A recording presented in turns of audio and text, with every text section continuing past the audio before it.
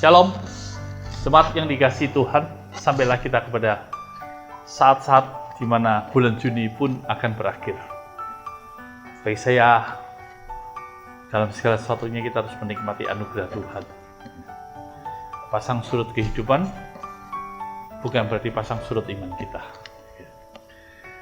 Di akhir bulan Mei yang lalu, waktu kita bersama-sama dengan tim Power membuat open worship, saya mencoba membagikan Ibrani pasal 6 ayat ke-14. Penekanannya adalah penuh keberanian, menghampiri takhta kasih karunia. Waktu saya renungkan ayat ini, sampailah saya pada sebuah pemahaman bahwa bukan hanya sekedar penuh keberanian, tetapi di akhir dari ayat ini ada sebuah statement yang saya jadikan judul dari share khotbah saya pada hari ini. Pertolongan pada waktunya. Saya akan bacakan lagi Ibrani 6 ayat 14 untuk kita semuanya. Sebab itu, marilah dengan penuh keberanian menghampiri takhta kasih karunia, supaya kita menerima rahmat dan menemukan kasih karunia untuk mendapat pertolongan kita pada waktunya. Ayat ini merupakan sebuah ayat yang berisi ajakan. Ajakan untuk kita semuanya. Kalau sewaktu ayat ini ditulis, tentunya ajakan ini untuk orang-orang Yahudi yang dalam pengasingan. Tetapi kalau ayat ini diungkapkan pada hari ini, saya percaya bahwa ayat ini berguna bagi kita semuanya. Sebuah ajakan untuk berani menghampiri takhta kasih karunia. Kata penuh keberanian diambil dari bahasa Yunani parrhesia, yang berarti terus terang, jujur, tidak takut, dengan leluasa, dengan bebas, penuh percaya diri. Berarti keberanian yang dimaksud di sini adalah bukan sebuah keberanian yang nekat, bukan sekedar keberanian yang tanpa perhitungan, bukan sekedar keberanian pokoknya maju, tapi keberanian yang memiliki dasar, yang memiliki fondasi, yang memiliki dasar berpikir untuk bertindak. Nah, dasar berpikir untuk bertindak itu datang dari kejujuran, keterus-terangan, leluasa, bebas. Mari kita ajakan untuk berani, penuh keberanian, penuh percaya diri, menghampiri takhta kasih karunia. Apa yang ada dalam takhta kasih karunia itu merupakan sesuatu yang menarik sekali. Penuh keberanian karena kita menyadari bahwa kita telah memiliki identitas baru dalam Kristus. Keberanian yang menyiratkan kesediaan untuk menyelesaikan sesuatu dengan tekad hati tanpa merisaukan kemungkinan buruk yang dapat terjadi. Kitab Ibrani ditulis untuk menasihatkan orang-orang Yahudi yang karena telah menerima Yesus Kristus sebagai Tuhan dan Juru Selamatnya dan harus beralih dari pengajaran dasarnya sebagai orang Yahudi dan mengikuti jalan Kristus, maka mereka diancam, mereka dalam kondisi tidak aman. Ayat ini menjadi sebuah nasihat untuk mereka berani bertindak karena mereka telah diselamatkan. Dan kalau kita bicara soal kasih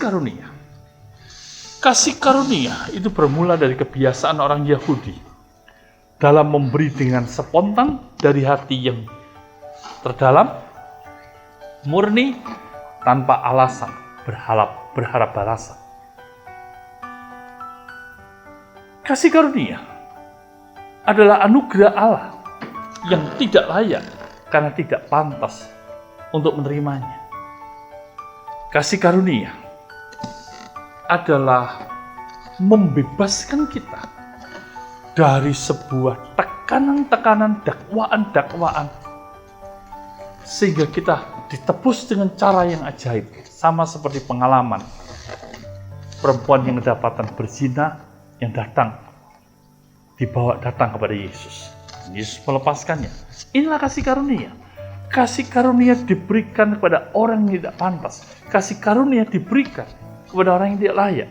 Tapi kasih karunia itulah yang membebaskan kita dari dakwaan. Karena dosa telah ditebus oleh darah yang mahal dari Yesus Kristus. Kalau sudah kembali kepada ayat tadi, kasih karunia untuk menerima rahmat. Apa bedanya kasih karunia dan rahmat? Kasih karunia adalah anugerah Allah bagi yang tidak layak, yang tidak pantas menerimanya. Sedangkan rahmat adalah sebuah anugerah diberikan untuk membebaskan orang dari hukuman yang seharusnya dialami. Perempuan tadi dalam hitungan detik, dia sadar bahwa jiwanya akan melayang. Tapi karena kasih karunia, Yesus berkata, pergi dan jangan berbuat dosa lagi. Apa yang seharusnya dilakukan, hukuman yang harusnya diterima, dibebaskan, dan perempuan itu mendapat kesempatan untuk hidup. Inilah rahmat, tindakan Allah yang tidak memberikan sepatutnya untuk diterima. Hukuman yang tidak diberikan, tapi kasih karunia, kesempatan untuk hidup. Jadi, dalam kesimpulan pertama dari ayat ini, kalau dikatakan sebab itu marilah kita dengan penuh keberanian menghampiri takhta kasih karunia. Itu berarti ajakan bagi orang percaya yang terancam, yang dalam ketakutan, yang dalam masalah, untuk berani menyatakan identitas barunya dalam Kristus. Karena kasih karunia-Nya yang besar. Dalam kasih karunia itu, mereka memperoleh rahmat sebagai kesempatan hidup dengan leluasa, bebas, dibenarkan menjadi anak Allah dan dibebaskan dari semua hukuman. Kasih karunia membebaskan. Jemaat yang dikasihi Tuhan,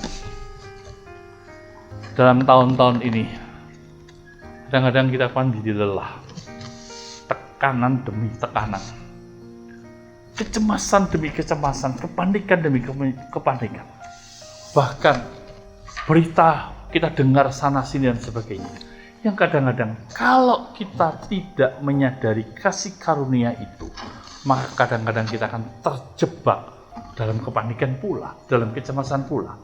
Tapi saat kita sadari kasih karunia itu, maka kita percaya dalam kepanikan itu Tuhan memberi kebebasan kita untuk hidup.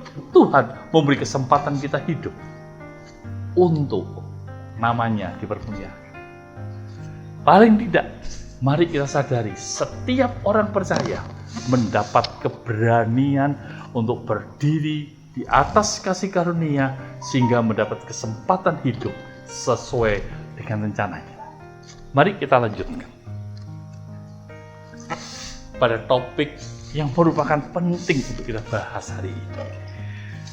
Untuk mendapat pertolongan kita pada waktunya. Pertolongan pada waktunya.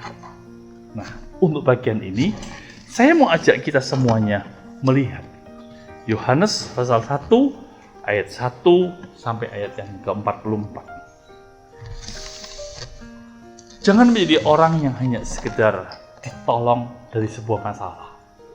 Jangan jadi orang yang hanya butuh pertolongan saja tanpa menyadari kasih karunia. Karena kasih karunia itulah yang memberikan fondasi bagi orang percaya untuk melangkah. Kita bukan orang yang hanya sekedar ditebus, tapi kita menjadi orang yang ditebus untuk kehendak Tuhan. Nah, mari kita lihat satu persatu, belajar dari Yohanes pasal 11 ayat 1 sampai ayat yang ke-44. Berapa banyak dari kita pasti mengerti ini kisah tentang Lazarus yang dibangkitkan. Saya bacakan beberapa ayat yang kemudian kita rangkai sehingga akhirnya kita menemukan apa yang dimaksud dengan pertolongan pada waktunya. Maria dan Marta mempunyai seorang kakak bernama Lazarus. Mereka adalah sahabat-sahabat Yesus yang tinggal di Betania.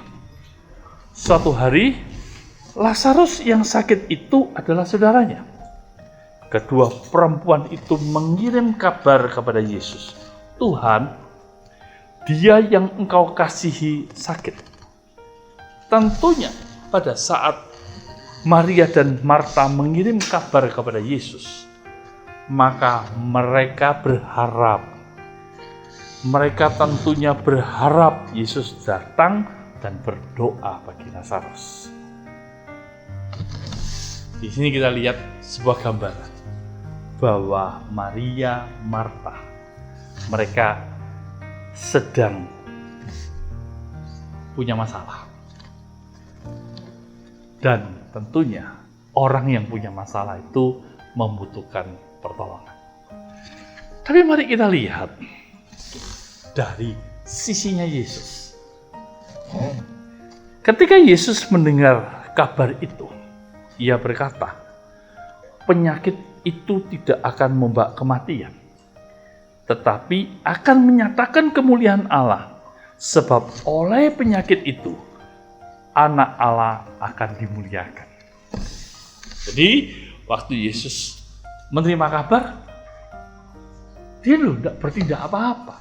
Dia cuma ngomong, penyakit itu tidak akan membawa kematian, tapi menyatakan kemuliaan Allah, sebab oleh penyakit itu anak Allah akan dimuliakan.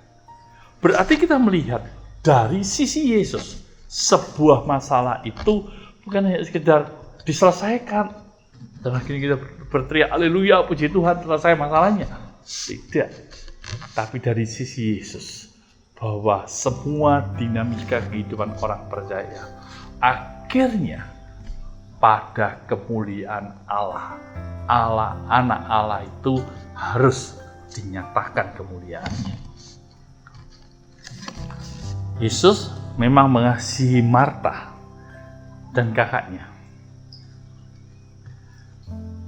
dan Lazarus. Yesus mengasihi Marta, Maria, dan Lazarus. Tetapi ia sengaja tinggal 2 hari lagi di tempat di mana ia berada. Sebenarnya, Yesus dapat langsung menuju ke sana. Dan hanya dalam hitungan jam, beberapa jam saja, Yesus bisa tiba di sana. Tetapi, Yesus mengulurnya selama 3 hari. Ini kan bisa membuat orang jadi kecewa. Loh, Tuhan, engkau bisa loh seharusnya. Tuhan, engkau mampu loh seharusnya. Dan ada kemungkinan engkau bisa melakukannya. Tapi kenapa? Dan mungkin sebagian orang akan berkata, apa salah saya? Kenapa seperti ini? Kenapa seperti ini? Atau adakah dosa dalam hidup saya? Dan sebagainya. Dan dalam kasus ini, terjadi percakapan juga kepada murid-muridnya. Yesus memberikan pesan khusus pada muridnya. Pada ayat ke-11 dikatakan, demikian perkataannya. Dan sesudah itu ia berkata kepada mereka, Lazarus, saudara kita, telah tertidur. Tetapi aku pergi ke sana untuk membangunkan dia dari tidurnya. Padahal dalam apa yang dikatakan Yesus ini, Lazarus sudah mati. Murid-muridnya pasti akan jadi bingung. Maka kata murid-muridnya itu kepadanya, Tuhan, jikalau ia tertidur, ia akan sembuh. Tetapi maksud Yesus ialah tertidur dalam arti mati.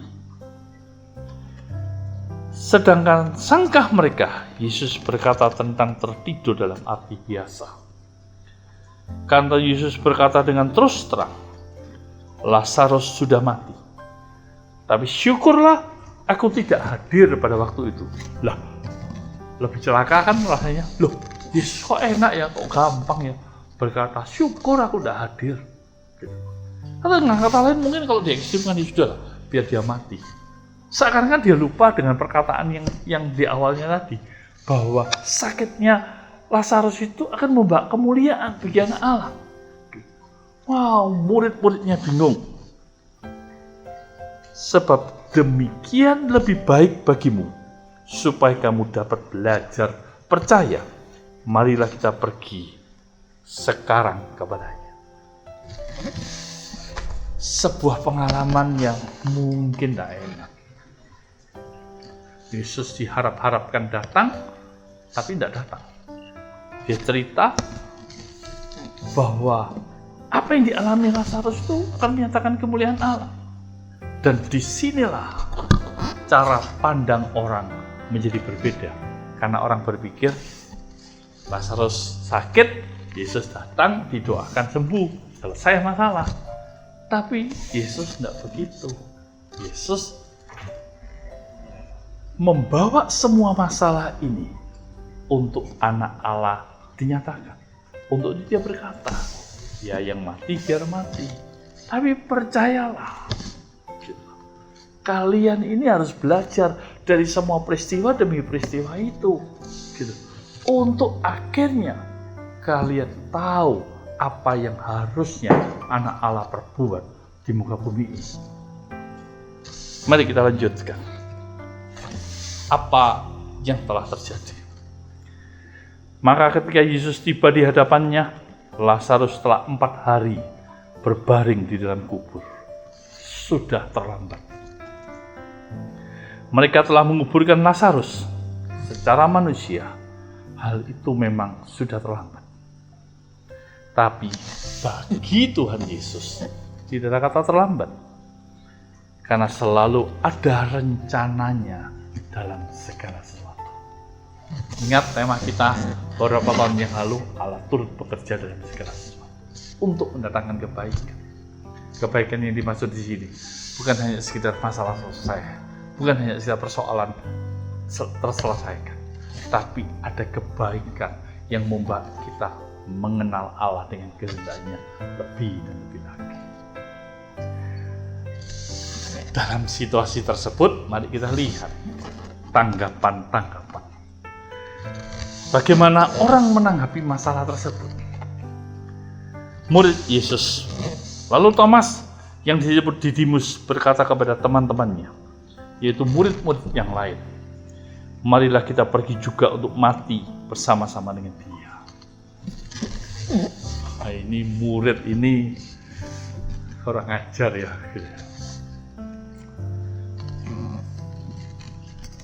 Gak mungkin kita ini datang untuk menyerahkan diri kita aja. Ayo udah mati aja bersama dengan Yesus. Tanggapan Marta. Maka kata Marta kepada Yesus, ayat yang ke-21.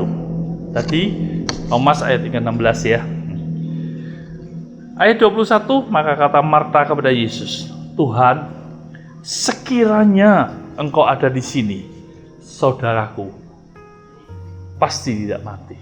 Sekiranya Tuhan itu tepat waktu, Lazarus tidak sampai mati Tuhan.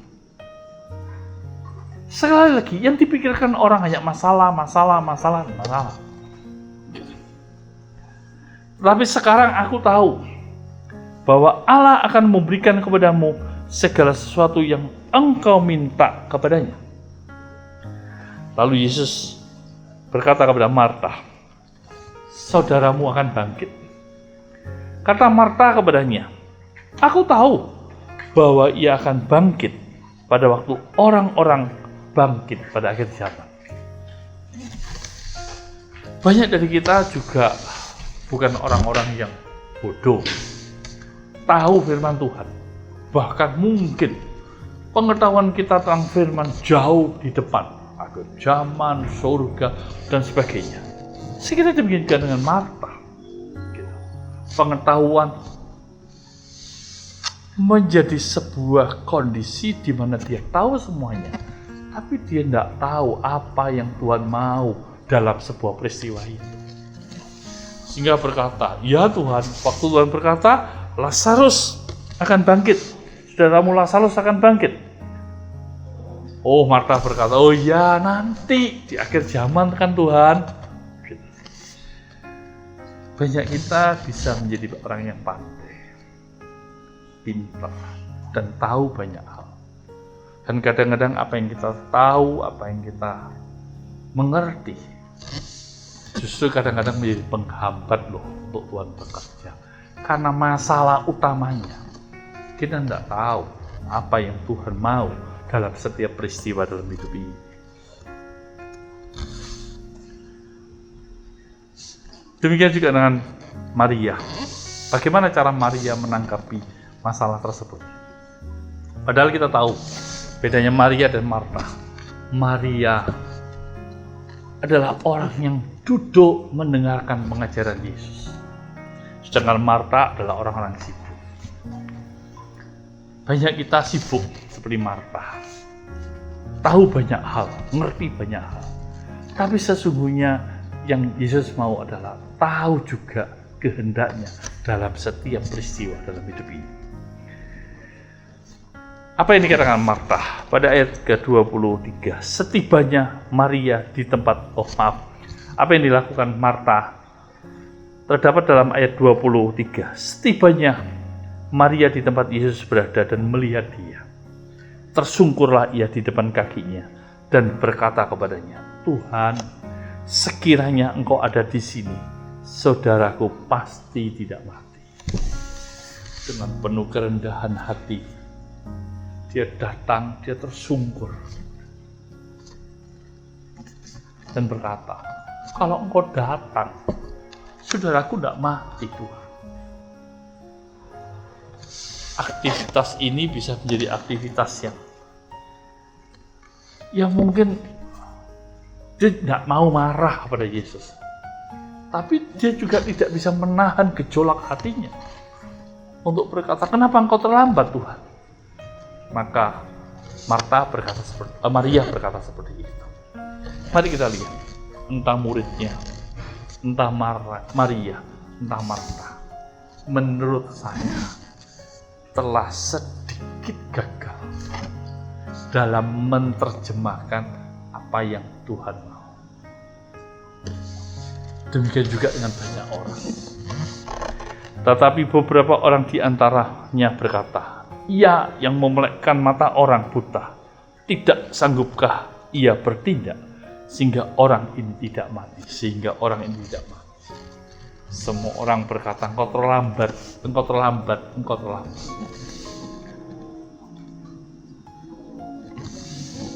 Sudah butuh pertolongan pada waktunya. Pertolongan pada waktunya. Menurut siapa? Menurut kita semuanya? Asal masalah selesai? Atau menurut Yesus yang memiliki kuasa besar, termasuk kuasa dalam menebus dosa kita? Petunjuk pentingnya. Mari kita baca pada ayat 38. Maka maskullah pula hati Yesus. Tahukah saudara, kata maskul itu menjadi sebuah sebuah petunjuk penting. Karena kata maskul itu diambil dari sebuah bahasa yang menunjukkan kegeraman Yesus. Dia geram pada kuasa maut. Maut, kematian, itu hal yang umum, hal yang biasa, semua orang mengalami. Tetapi masalah ini membuat orang kehilangan fokus akan Tuhan. Mereka anggap kalau ada masalah Tuhan datang selesai. Tapi apakah itu menambah sesuatu? Bagi kita semua orang percaya, bagi dia juga yang mengalami masalah. Kalau hanya punya masalah selesai, maka kita hanya menganggap Yesus saja sebagai juru selamat. Dia bukan Tuhan yang menguasai kita. Maka maskullah pula hati Yesus. Lalu ia pergi ke kubur itu. Kubur itu adalah sebuah gua yang ditutup dengan batu. Yesus geram karena kuasa kematian lebih kuat dari kesadaran akan Tuhan.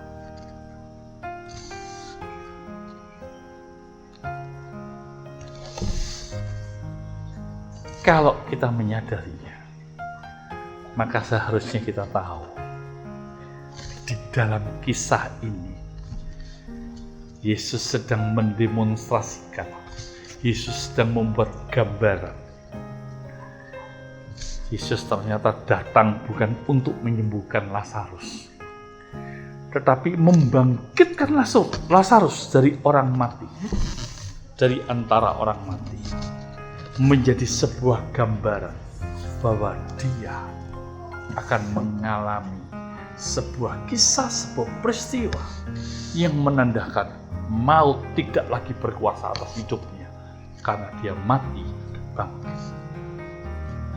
Dia ingin menyatakan kemahakuasaannya akan kuasa kebangkitannya, menang terhadap kematian.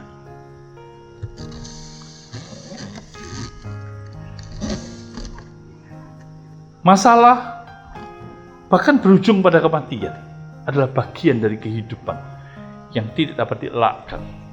Setiap manusia akan dan pasti mengalami. Tapi seringkali masalah seringkali memiliki kuasa untuk mengacaukan pengenalan akan kehendak Tuhan, sehingga orang akan lebih berfokus pada masalahnya dari mengenali dan melakukan kehendak Tuhan. Fokus pertolongan pada waktunya.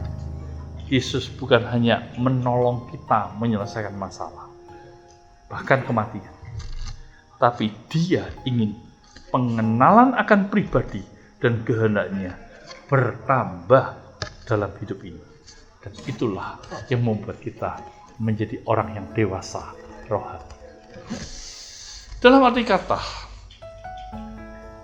apa yang terjadi pada pengalaman Lazarus ini sedang menunjukkan sebuah peristiwa penting yang akan terjadi pada Yesus, bahwa dalam 3 hari Yesus mati dan dia bangkit dengan kuasa ilahinya, mengalahkan maut yang seringkali mengacaukan kehidupan, yang seringkali membuat fokus kita jadi tidak berfokus pada Tuhan lagi dan berfokus pada masalah.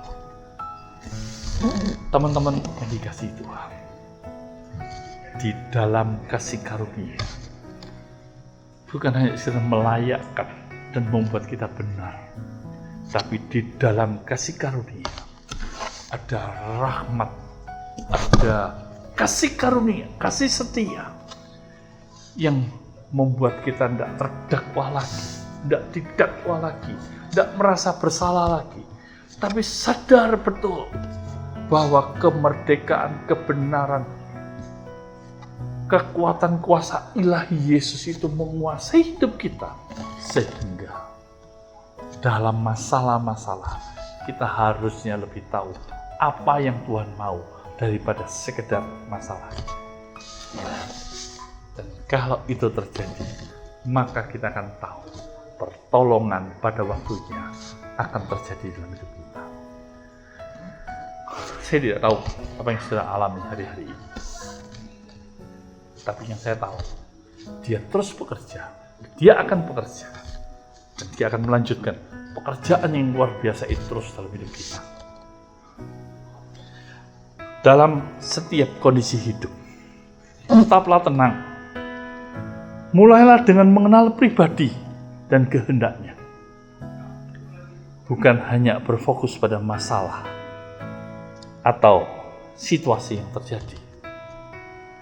Tuhan Yesus bisa langsung bekerja, menunda, atau bahkan seakan-akan tidak mengerjakan apa-apa. Percaya bahwa pada akhirnya akan bercerita tentang Tuhan Yesus yang hidup, pertolongan pada waktunya. Ini akan menjadi sentuhan akhir dari apa yang saya ingin siapkan kepada kita semua. Dan sedikit berkaitan dengan tema resetting, yang adalah menata hidup ini dan men-set ulang sesuai dengan kondisi dan tujuan untuk hidup sesuai dengan yang nomor 1 dalam hidup ini. Bukankah itu merupakan bagian-bagian penting? Ya, kalau kita punya masalah, kita ingin selesai masalahnya. Kalau kita punya persoalan, kita ingin selesai persoalannya. Tapi setelah selesai, setelah semuanya beres, apakah menambah pengenalan kita akan Tuhan? Kalau tidak, berarti fokus kita dalam mengikut Yesus, supaya kita nyaman, supaya kita baik, supaya kita diberkati. Padahal yang Allah mau, yang Tuhan mau, kita kenal Dia, kita kenal pribadinya, kita kenal kehendaknya, dan dulu itu kita memiliki kuasa untuk melakukannya. Tuhan Yesus memberkati kita semuanya. Mari kita berdoa. Tuhan, banyak dari kami yang membutuhkan pertolongan pada waktunya. Tapi dalam kesempatan ini kami menyadari bahwa pertolongan pada waktunya bukan hanya sekedar menyelesaikan masalah, tapi pertolongan pada waktunya akan membawa kami mengenal pribadimu, mengenal kehendak-mu, sehingga kami bertambah kaya dalam pengenalan kami akan Tuhan, yang akan membuat kami bertambah tahu apa yang harusnya kami lakukan. Ada kalanya dengan mujizat-mu masalah bisa selesai, tapi ada kalanya Engkau memberikan kepada kami jalan untuk kami bisa menyelesaikan masalah. Dan ada kalanya kami harus ada dalam kondisi-kondisi yang susah untuk terus detail demi detail mengenal tuntunanmu dalam hidup ini. Tapi lepas daripada semuanya itu, yang Engkau mau adalah kami mengenal Engkau lebih dalam dan lebih dalam lagi. Engkau Bapa yang baik sekali. Buatlah kami bukan menjadi orang yang beragama, yang tahu hukum, dan yang tahu segala sesuatu. Tapi kami tidak tahu apa yang Engkau maksudkan dalam semuanya ini. Ajari kami memiliki hubungan yang kuat dengan Engkau, sehingga kami bisa menangkap hati. Bukankah Engkau tinggal dalam hati kami untuk mengerjakan hal-hal indah dalam hidup ini? Tuhan Yesus, kami menyerahkan jemaat-Mu dalam tangan-Mu dalam semua masalah yang mereka hadapi. Dan biarlah semua dinamika hidup ini akan membawa Engkau dikenali lebih dalam lagi, akan membawa Engkau diketahui lebih dalam lagi, sehingga kami tahu apa yang harusnya kami lakukan. Dan datanglah kerajaan-Mu, jadilah kehendak-Mu, bahwa Engkau Tuhan yang berkuasa atas kami, dan kami ada bersama dengan tuntunan-Mu untuk menyelesaikan kehendak-Mu. Terima kasih Tuhan. Dalam nama Tuhan Yesus berdoa dan mengucap syukur. Amin.